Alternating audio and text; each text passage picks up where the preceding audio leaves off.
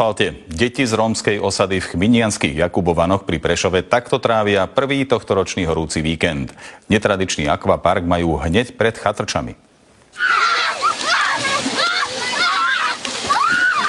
Tropické dni vylákali k vode aj rómske deti z chminianskych Jakubovian. Nemusia ale chodiť na žiadne kúpalisko, kúpu sa priamo v potoku, ktorý preteká osadou. Aká je voda? Dobrá! Teplá je voda! Neprekáža im, že kalná voda je plná odpadkov a stekajú do nej aj z plášky z latrín. Super voda! Výborné kúpalisko. A rodičia vedia o vás, že ste tu? Áno! Tá jak horúco, tak idú.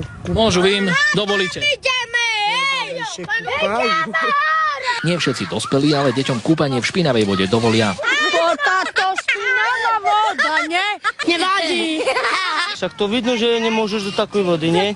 Budú chorieť. Po šantení v netradičnom akvaparku si potom všetci poľahajú na cestu a sušia sa na vyhriatom asfalte. Sem sa chodíte opaľovať? Áno.